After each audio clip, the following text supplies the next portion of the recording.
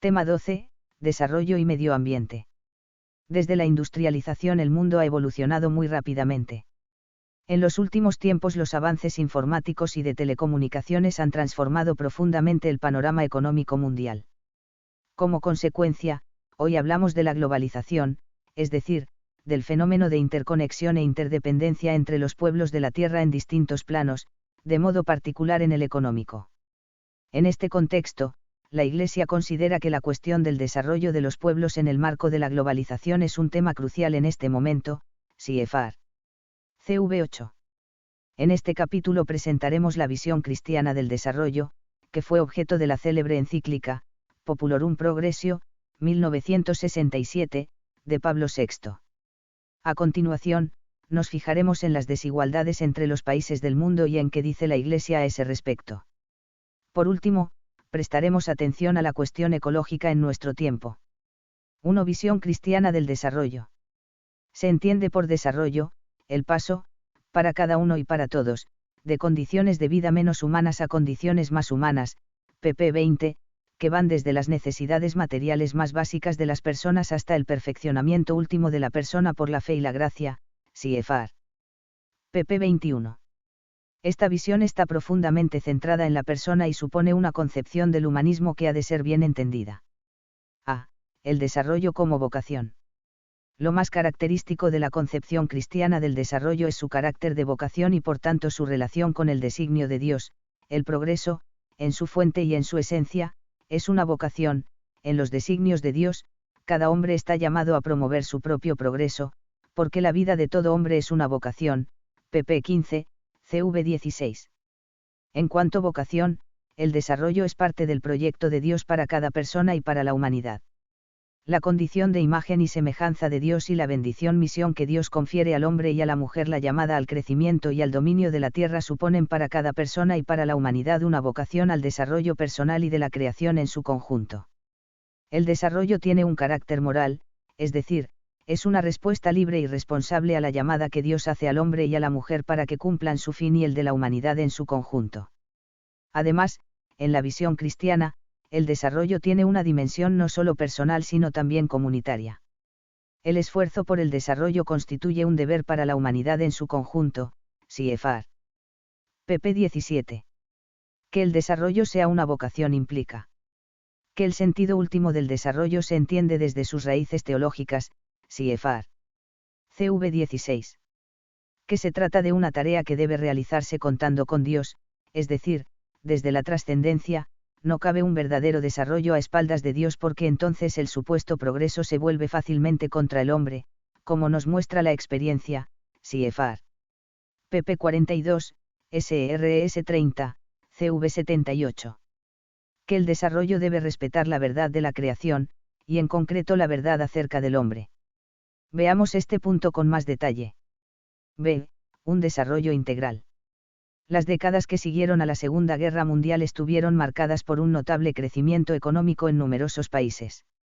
En ese contexto de optimismo y deslumbramiento por el progreso material, Pablo VI publicó, Populorum Progressio, precisamente para hacer notar que el desarrollo es más que crecimiento económico, por más que éste sea fundamental para que pueda haber desarrollo. En la concepción cristiana el desarrollo debe comprender, a todo el hombre y todos los hombres, pp. 14. En una palabra, ha de ser integral. Siendo importante, concebir el progreso como mero aumento del Producto Interior Bruto, PIB, o como acumulación de bienes materiales sería un error. De hecho, hace ya décadas que aparecieron estudios empíricos que muestran que a partir de un determinado nivel de ingresos el aumento de riqueza no solo no aumenta la felicidad de las personas sino que incluso la disminuye, es la llamada, paradoja de la felicidad, CFR. SRS 27. En contraste, para la DSI el auténtico desarrollo es un desarrollo integral, es decir, un crecimiento humano en el plano material, social, cultural, moral y espiritual, CFR. pp. 34. Por su parte, las ciencias sociales han reconocido progresivamente que, más allá del crecimiento económico, el desarrollo de un país se mide también por otros factores importantes, cómo está distribuida esa riqueza, qué posibilidades tienen las personas para desarrollar sus capacidades, cómo permite el desarrollo en el futuro, sostenibilidad, etc. Por eso hoy los índices de desarrollo humano se elaboran incluyendo otros parámetros además de la riqueza económica. Desde un punto de vista teológico, debe resaltarse la importancia de la dimensión trascendente de la persona. La visión puramente materialista del desarrollo lleva a ignorar los aspectos espirituales, morales y religiosos, que son clave para alcanzar un auténtico desarrollo. En este sentido, queda para la historia esta aguda reflexión de Benedicto XVI. El problema del desarrollo está estrechamente relacionado con el concepto que tengamos del alma del hombre, ya que nuestro yo se ve reducido muchas veces a la psique, y la salud del alma se confunde con el bienestar emotivo. Estas reducciones tienen su origen en una profunda incomprensión de lo que es la vida espiritual y llevan a ignorar que el desarrollo del hombre y de los pueblos depende también de las soluciones que se dan a los problemas de carácter espiritual. El desarrollo debe abarcar, además de un progreso material, uno espiritual, porque el hombre es uno en cuerpo y alma, nacido del amor creador de Dios y destinado a vivir eternamente. El ser humano se desarrolla cuando crece espiritualmente, cuando su alma se conoce a sí misma y la verdad que Dios ha impreso germinalmente en ella, cuando dialoga consigo mismo y con su Creador. Lejos de Dios, el hombre está inquieto y se hace frágil. La alienación social y psicológica, y las numerosas neurosis que caracterizan las sociedades opulentas, remiten también a este tipo de causas espirituales. Una sociedad del bienestar, materialmente desarrollada, pero que oprime el alma, no está en sí misma bien orientada hacia un auténtico desarrollo. Las nuevas formas de esclavitud, como la droga, y la desesperación en la que caen tantas personas, tienen una explicación no solo sociológica o psicológica, sino esencialmente espiritual. El vacío en que el alma se siente abandonada, contando incluso con numerosas terapias para el cuerpo y para la psique, hace sufrir. No hay desarrollo pleno ni un bien común universal sin el bien espiritual y moral de las personas, consideradas en su totalidad de alma y cuerpo, CV 76. Miradas así las cosas, hoy no es raro encontrarse con países muy desarrollados en el plano material y que sin embargo se encuentran sumidos en un profundo subdesarrollo moral, pp 19, CV 29. En definitiva, el horizonte del desarrollo integral es el perfeccionamiento de la persona en todas sus dimensiones. 2. Desarrollo y desigualdades en el mundo. La cuestión del desarrollo está ligada al problema de la pobreza y las desigualdades escandalosas en el mundo. Desde que el tema del desarrollo pasó a primera línea en la segunda mitad del siglo XX, la DSI no ha dejado de señalar el problema real de los países subdesarrollados que cada vez se quedan más atrás respecto a aquellos que han avanzado por la senda del desarrollo. Hay una igualdad radical de todas las personas debida a su ser imagen y semejanza de Dios, pero a partir de ahí observamos diferencias intelectuales, físicas, culturales, de lugar de nacimiento, contexto social, etc. Al venir al mundo, el hombre no dispone de todo lo que es necesario para el desarrollo de su vida corporal y espiritual. Necesita de los demás. Ciertamente hay diferencias entre los hombres por lo que se refiere a la edad, a las capacidades físicas, a las aptitudes intelectuales o morales, a las circunstancias de que cada uno se pudo beneficiar, a la distribución de las riquezas, GS 29. Los talentos no están distribuidos por igual, CFMT 25, 14 a 30, LC 19, 11 a 27. Estas diferencias pertenecen al plan de Dios, que quiere que cada uno reciba de otro aquello que necesita, y que quienes disponen de talentos particulares comuniquen sus beneficios a los que los necesiten.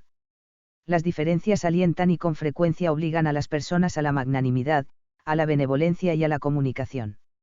Incitan a las culturas a enriquecerse unas a otras, CEC 1936 a 7. En la posición cristiana pueden señalarse los siguientes puntos. La reflexión teológica llega a la conclusión de que Dios ha creado un mundo con suficiencia de bienes condicionada a la respuesta del hombre. El mundo tiene potencialmente suficiencia de bienes para todos, pero lograr que estos lleguen efectivamente a todas las personas, haciendo así efectivo el destino universal de los bienes, depende de la respuesta de la humanidad. En efecto, el servicio de unos a otros, la caridad y ayuda mutua forman parte del plan de Dios para dar respuesta a las desigualdades de manera que la creación se dirija hacia su fin último, CFR. CEC 1937. Pero, como podemos comprobar, depende de la respuesta de todos, de quienes tienen y de quienes no tienen. Dios cuenta con la existencia de diferencias, CEC 1936 a 7, pero no quiere en absoluto, las diferencias escandalosas, pues, contradicen abiertamente el Evangelio, CEC 1938. En efecto, aunque existen desigualdades justas entre los hombres, sin embargo, la igual dignidad de la persona exige que se llegue a una situación social más humana y más justa. Resulta escandaloso el hecho de las excesivas desigualdades económicas y sociales que se dan entre los miembros y los pueblos de una misma familia humana. Son contrarias a la justicia social, a la equidad, a la dignidad de la persona humana y a la paz social e internacional, GS 29. Las situaciones de diferencias escandalosas entre los distintos países, así como dentro de un mismo país, ponen de manifiesto una respuesta deficiente ante las diferencias y exigen una corrección. De suyo no es inmoral el hecho de que haya personas y países con abundante riqueza porque el desarrollo material es parte de la vocación humana. La cuestión está en la respuesta de quienes han alcanzado un grado avanzado de desarrollo ante la situación en que se encuentran quienes se han quedado atrás, es decir, quienes se encuentran en la pobreza y subdesarrollo indigno de la persona y de los pueblos. A la vista del plan de Dios, que implica el destino universal de los bienes y llama a la solidaridad y al amor preferencial por los pobres, los pueblos ya desarrollados tienen la obligación gravísima de ayudar a los países en vías de desarrollo, GS 86. La respuesta adecuada al problema de las diferencias pasa por comprender y asumir el principio de solidaridad y la virtud de la solidaridad a que da lugar. En efecto, reconocer la obligación moral de contribuir al bien común nacional e internacional debe llevar a los países desarrollados a vivir la solidaridad con los países afectados por la pobreza. Sin embargo, en esa tarea es muy importante mantener unidos los principios de solidaridad y subsidiariedad, pues de otra forma no se presta una verdadera ayuda porque no se respeta la dignidad de las personas y de los pueblos. Independientemente de su procedencia, las diferencias exigen una respuesta por parte de los hombres y de los pueblos, en primer lugar una respuesta ante la dotación inicial que cada uno y análogamente, cada país ha recibido, pero también una respuesta de ayuda a los demás en función de las propias posibilidades, y de manera particular ante las carencias de los otros impropias de una vida digna. 3. La cuestión de la ayuda al desarrollo. Si la obligación moral de ayudar a los países en vías de desarrollo es clara, el modo adecuado de hacerlo es objeto de una viva controversia. Durante décadas se han dedicado ingentes cantidades de dinero a programas de ayuda al desarrollo y, en conjunto, nadie está contento con el resultado, es decir, con la situación en que siguen encontrándose esos países. Eso no significa que ningún programa sea útil, sino que las causas de la pobreza y las claves para ayudar a que un país avance por la senda del desarrollo son complejas, y los estudiosos siguen trabajando para esclarecerlas y orientar la ayuda en consecuencia. A continuación señalamos algunas orientaciones para la ayuda al desarrollo a partir de las indicaciones de la doctrina social de la Iglesia. 1. Debe respetar siempre el principio de subsidiariedad. La ayuda al desarrollo solo respeta la dignidad de las personas y los pueblos si no los considera como receptores pasivos de ayuda. La ayuda debe implicar, comprometer y responsabilizar a quienes son ayudados para que sean capaces de cumplir sus propios deberes y así ayudar a su vez a otros, CFR. CV 43. Con otras palabras, ha de procurarse que la comunidad internacional, asuma como deber ayudarles a ser artífices de su destino, es decir, a que asuman a su vez deberes, y vid. 2. Ha de prestarse especial atención a la participación de los productos de los países en vías de desarrollo en el mercado internacional. A este efecto, la ayuda debería orientarse a favorecer su competitividad, CFR. CV 58. 3. Los poderes públicos de los países en vías de desarrollo deben esforzarse por remover, en lo que de ellos depende, los obstáculos internos al desarrollo, que no pocas veces son auténticas estructuras de pecado, así como cooperar para la eficacia de la ayuda que se les presta. El problema de la deuda externa.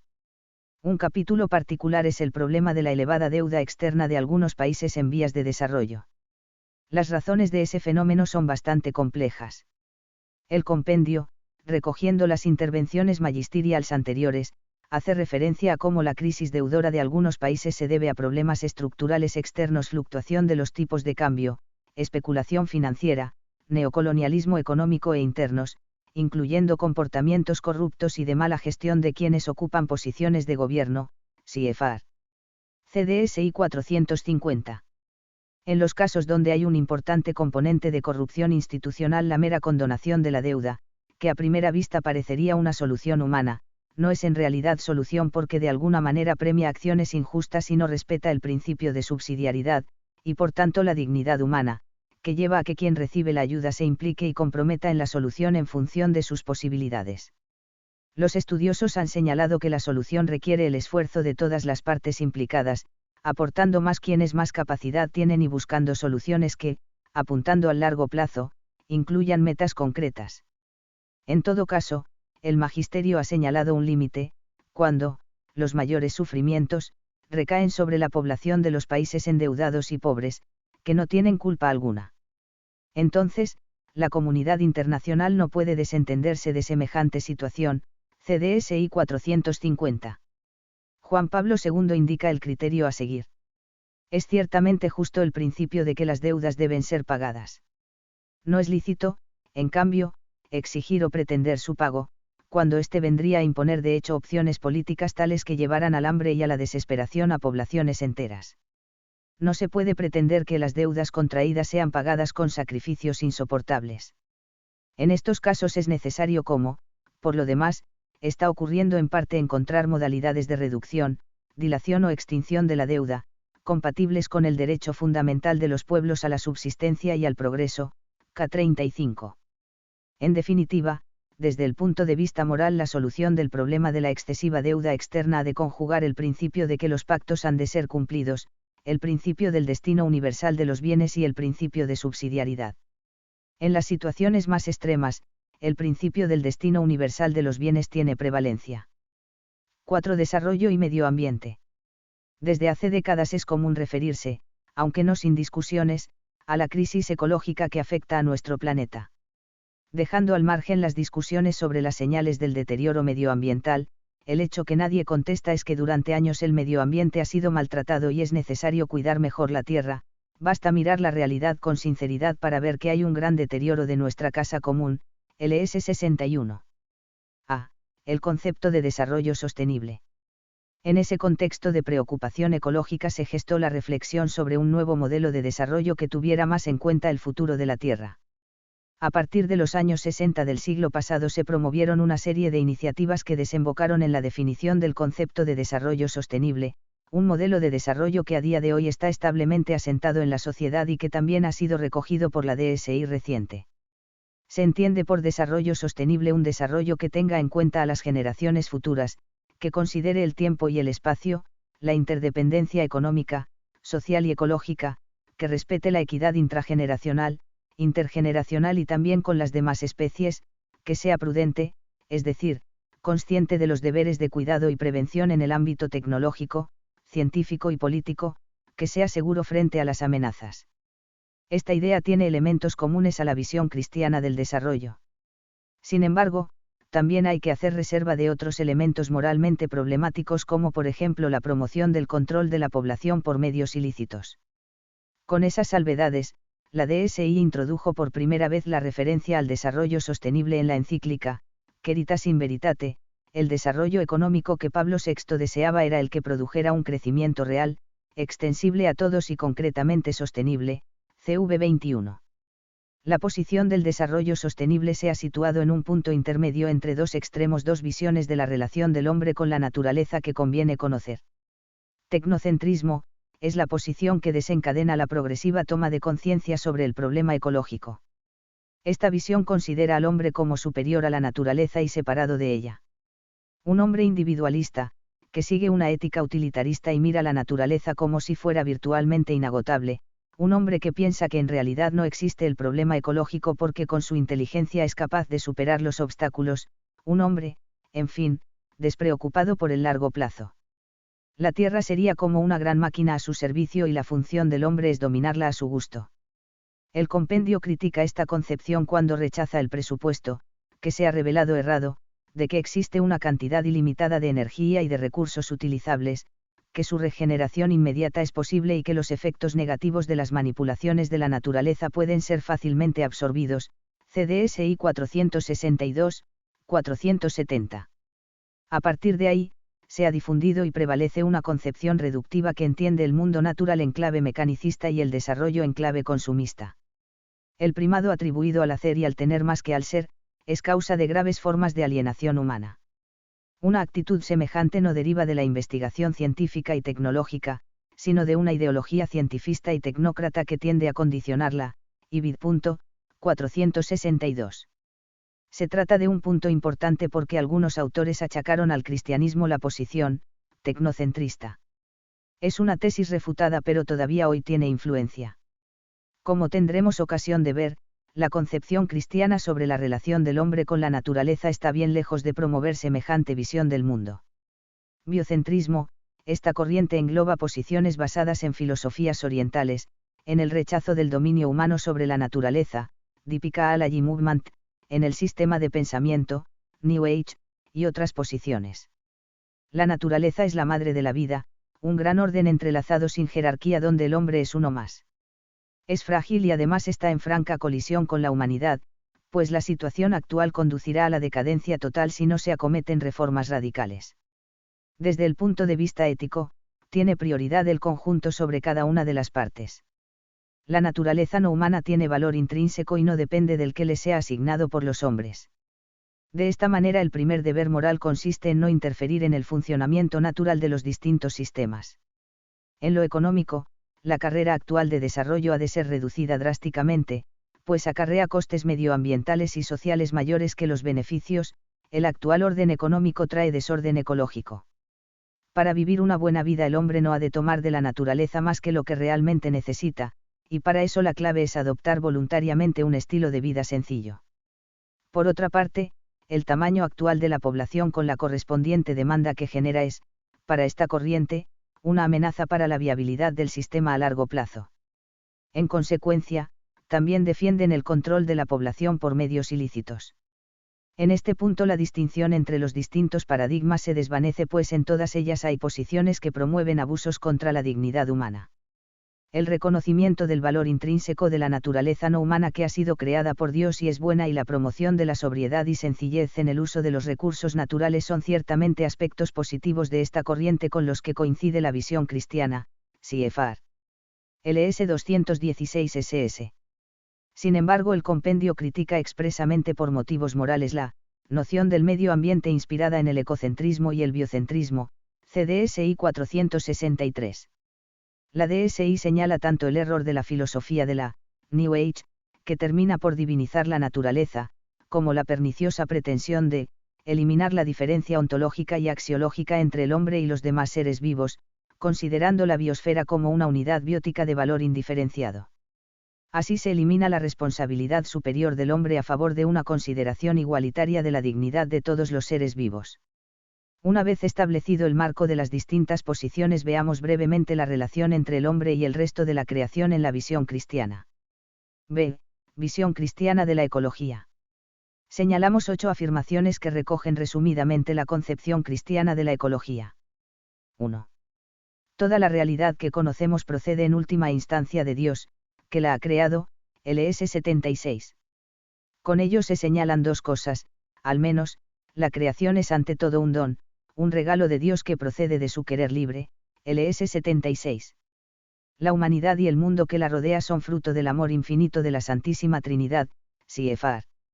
LS 77.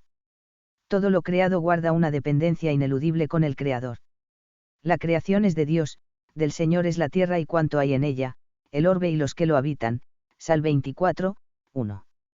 Además, Dios ha previsto su cuidado y conservación. 2. La naturaleza refleja a su autor, LS 85 a 87. El hombre es imagen y semejanza de Dios, pero también la creación no humana refleja en cierta manera a Dios en cuanto es su obra. Por eso se dice que la creación es ya revelación de Dios, los cielos pregonan la gloria de Dios y el firmamento anuncia la obra de sus manos, Sal 19, 2. 3. La naturaleza lleva inscrito un orden, una lógica interna, como una gramática que procede del Creador y que toca al ser humano explorar y descubrir con respeto y cautela, CFR. CV 48, en ese orden el hombre debe descifrar el modo adecuado y respetuoso de usar la naturaleza. 4. Aunque el mundo procede y habla de Dios, la creación no es Dios y se distingue de Dios, LS 78 y 90. En este punto el cristianismo se diferencia netamente de las distintas formas de panteísmo que identifican elementos del cosmos con Dios o absolutizan o sacralizan la naturaleza de un modo u otro. 4.